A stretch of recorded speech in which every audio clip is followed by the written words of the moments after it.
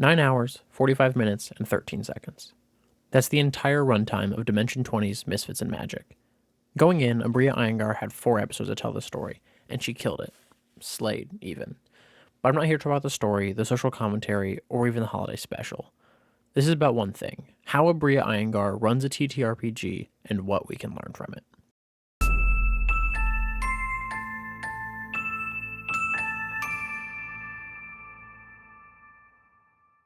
Misfits and Magic is the 9th season of Dropout's actual play TTRPG show Dimension 20.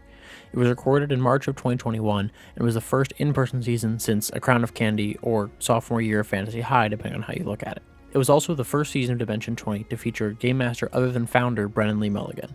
It ran for only 4 episodes, which was the shortest season when it came out, but has since been matched by Gabe Hicks' Shriek Week.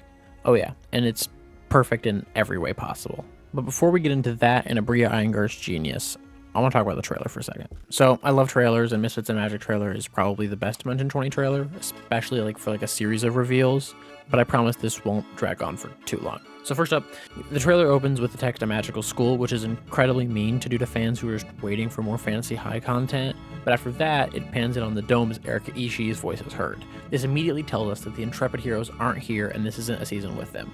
It also clues us in that something is different because now seasons aren't on a rotation basis, they're coming out of nowhere. We also hear Danielle Radford's voice, which tells us the same. Cut to Lou Wilson, reveal number 2, the man himself is here. We get a cast list ending with the trailer's biggest reveal. Brennan Lee Mulligan is a player, not the dungeon master. This alights the curiosity of every person watching the trailer. Who's DMing if not Brennan? The easy answer is Zach Oyama or Brian Murphy, 2 mainstays on the Dimension 20 cast, but instead we get another left field pick to reveal Aabria Iyengar being our first guest DM. We get some classic trailer shenanigans, some reveals about the actual meat of the season, and then a 4-episode event. The reveal that this is much a trial run for Dimension 20 as it is for anyone else. This is the first season without Brennan as a DM, and it's the first in-person season post-COVID, and it's the smallest cast we've ever had. This season was a risk for Dropout. It's a change to a well-known and well-loved format, and that's a risk in this business. We get the wand reveal of props, and then the Box of Doom reveal. Title, date. Here's an obvious fact. Any TTRPG is a team effort. Without the players, the DM's world is pointless, and without a DM, the players are aimless. Usually with the DM, the players are aimless, but I digress. So, while usually the DM has a story they're trying to tell, they can't do it alone, and a lot of times it involves adaptation and changes based on how the players are interacting with the world and how the dice fall. You can see Fantasy High for some great examples of that. But Aabria in this season, and I'm guessing A Court of Fey and Flowers, adds a little spice to the collaboration. And instead of making decisions just for themselves, sometimes the players get to make decisions for the whole world, all with Aabria asking one simple question: what extra thing happens? There are plenty of examples of this, but I want to highlight one specifically from the first episode. In this episode, our players find themselves searching for familiars in Verticali, and after a short time in finding the first 3, Brennan Lee Mulligan, playing Evan Kelp, hits a 1, where Aabria is quick to remind him that rolling 5 or more under the target will result in a critical failure. Keep in mind that I did say before that more than 5 becomes interesting. So. Oh, wow. And after narrating the animals slamming themselves against the back of the pen, she decides to turn to Danielle and ask what extra thing happened. And Danielle, what extra worse thing do the animals do to just get out of Evan's radius? Right here, we see the genius of Aabria Iyengar, because it turns this Evan Brennan-centric moment into a moment that also involves Danielle, and by proxy, the other players. It takes a player who already found her familiar, in fact, she found hers first, and brings her back into the narrative in an engaging way, allowing her to tell part of the story. A part that Aabria could easily have said herself, but it engages Danielle with the plot, the story, and what's happening. If you have a player who hasn't done anything in a bit, or won't have something to do for a while, Aabria shows us that just by relinquishing a little bit of control over this world that you are the god of, the story stops happening around the players and starts happening to them, with them actually being involved in telling the story, giving them the freedom to affect change in the world. Another thing this does is level the tone of your game.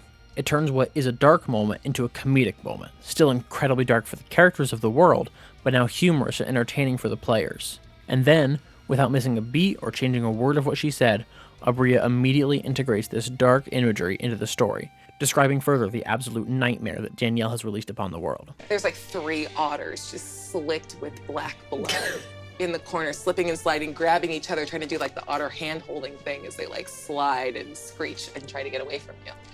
But in bringing Danielle's description to the story, you have to ask, did it change anything?